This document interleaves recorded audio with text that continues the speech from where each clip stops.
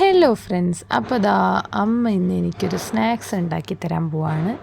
സംഭവം വേറെ ഒന്നുമല്ല, കായപ്പോളയാണ് കേട്ടോ. ഇതെനിക്ക് ഭയങ്കര ഇഷ്ടമുള്ളൊരു സാധനം. അപ്പോൾ ദാ 2 പഴമാണ് എടുത്തിരിക്കുന്നത്. അതിതാ ഇതുപോലെ ചെറുതാക്കി കട്ട് ചെയ്ത് അങ്ങനെ വെച്ചിട്ടുണ്ട്.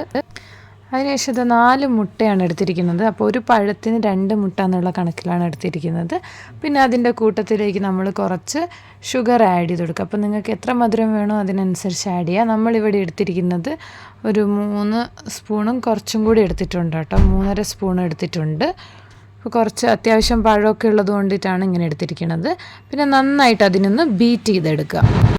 പിന്നെ ഇതാ ഇതിനകത്തോട്ട് കുറച്ച് ഏലക്കാപ്പൊടിയും കൂടെ ചേർത്തിട്ട് വീണ്ടും ഇതുപോലെ നന്നായിട്ടൊന്ന് ബീറ്റ് ചെയ്തെടുക്കുക. അപ്പോൾ എനിക്ക് കൈക്ക് വയ്യാത്തത് കാരണം എല്ലാം കൂടെ അമ്മയാണ് ചെയ്തുകൊണ്ടിരുന്നത് കേട്ടോ. ഇപ്പോൾ കുറച്ച് റെസ്റ്റിൻ്റെ ടൈമാണല്ലോ. അപ്പോൾ ഇൻഗ്രീഡിയൻസ് ഒക്കെ റെഡി ആയിട്ടുണ്ട്. അപ്പോൾ നമ്മൾ അടുത്തതായിട്ട് പാൻ ചൂടാക്കാൻ വെക്കുക. പാൻ ചൂടായതിന് ശേഷം അതിനകത്തോട്ട് കുറച്ച് നെയ്യ് ആഡ് ചെയ്യുക. അപ്പം കുറച്ചധികം നെയ്യ് തന്നെ വേണം. നെയ്യ് കൂടുതൽ യൂസ് ചെയ്യുന്നതോറും ഇതിന് നല്ല ടേസ്റ്റ് ആയിരിക്കും. പിന്നെ അടിയിലൊന്നും പറ്റി പിടിക്കാണ്ട് നമുക്ക് പെട്ടെന്ന് കിട്ടുകയും ചെയ്യും. അപ്പോൾ നെയ്യ് ചൂടായതിന് ശേഷം അതിനകത്തോട്ട് കുറച്ച് കിസ്മിസ്, ഈ റേസിൻസ് ഉണ്ടല്ലോ, അതും അണ്ടിപ്പരിപ്പും കൂടെ ചേർക്കുക.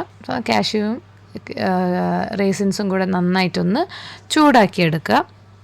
ഇത് ഇടയ്ക്കിടയ്ക്ക് ഇളക്കാനായിട്ട് പ്രത്യേകം ശ്രദ്ധിക്കുക. കാരണം റേസിൻസൊക്കെ പെട്ടെന്ന് അങ്ങോട്ട് ഭയങ്കര ബ്രൗൺ കളറായിട്ട് മാറും. അപ്പോൾ അതിന് വേണ്ടിയിട്ട് നന്നായിട്ട് ഇളക്കിക്കൊണ്ടിരിക്കുക. അപ്പോൾ ഇത് ഓൾമോസ്റ്റ് ആയിട്ടുണ്ട്. നമ്മൾ അതിനകത്തോട്ട് കട്ട് ചെയ്ത് വെച്ച പഴം ആഡ് ചെയ്യാൻ പോവാണ്.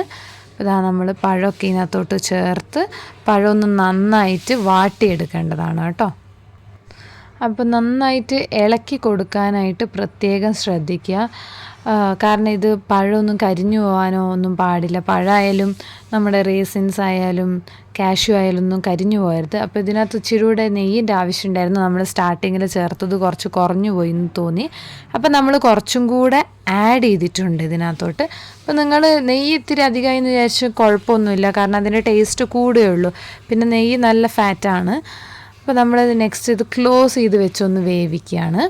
അപ്പോൾ ഇതാ കുറച്ച് സമയം കഴിഞ്ഞപ്പോഴത്തേക്ക് നമ്മുടെ പഴം ഒന്ന് നന്നായിട്ട് വഴന്ന് വന്നിട്ടുണ്ട്. അപ്പോൾ അതിനകത്തോട്ട് ഇനി മിക്സ് ചെയ്ത് വെച്ചിരുന്ന എഗ്ഗ് ആഡ് ചെയ്ത് കൊടുക്കുക. അപ്പോൾ നമ്മൾ എഗ്ഗ് നന്നായിട്ട് ഈക്വലായിട്ട് എല്ലായിടത്തും വരുന്ന രീതിയിൽ അങ്ങോട്ട് സ്പ്രെഡ് ചെയ്യാം. അതിനുശേഷം വീണ്ടും നമ്മളിതുപോലെ ക്ലോസ് ചെയ്ത് വെച്ചിട്ടാണ് വേവിക്കാൻ പോണത്. അപ്പോൾ വേവിക്കുമ്പോൾ നമ്മൾ ചെറിയ ഫ്ലെയിമിൽ വേണം വെക്കാനായിട്ട്. അപ്പോൾ എല്ലാ സൈഡിലും ഈക്വലായിട്ട് കിട്ടാൻ വേണ്ടിയിട്ട് നമ്മളിതാ ഒരു അലൂമിനിയത്തിൻ്റെ ഒരു പാത്രം അല്ലെങ്കിൽ അതിന് എന്താ പറയുക അടപ്പ് മുകളിൽ വെച്ചിട്ടുണ്ട് കേട്ടോ. അതിൻ്റെ മുകളിലാണ് പാൻ വെച്ചിരിക്കുന്നത്. അടപ്പ് വെച്ചത് ഇത് അടിയിൽ പിടിക്കാൻ നിൽക്കാനും കരിയാതെ നിൽക്കാനും ഫ്ലെയിം കൂട്ടി വെച്ചിട്ട് അടപ്പൊന്ന് ചൂടായി കഴിഞ്ഞാൽ ഫ്ലെയിം കുറച്ച് കൊടുക്കാം. ഇങ്ങനത്തെ പലഹാരമൊക്കെ ഉണ്ടാക്കുമ്പോൾ ഇങ്ങനൊരു അടപ്പടിയിൽ വെച്ച് കൊടുത്തു കഴിഞ്ഞാൽ ഈക്വലായിട്ട് തീ എത്തിയിട്ട് എല്ലാ സൈഡും വേവും അടി പിടിക്കില്ല എന്നാണ് അമ്മ പറയുന്നത്. അപ്പോൾ ഒരു 5 മിനിറ്റ്സ് ആയപ്പോഴത്തേക്കും നമ്മുടെ കായപ്പോള റെഡി ആയിട്ടുണ്ട്. അപ്പോൾ എല്ലാവരും ട്രൈ ചെയ്ത് നോക്കുക. ഇത് സൂപ്പർ ടേസ്റ്റി ആയിട്ടുള്ളൊരു സ്നാക്കാണ് കേട്ടോ.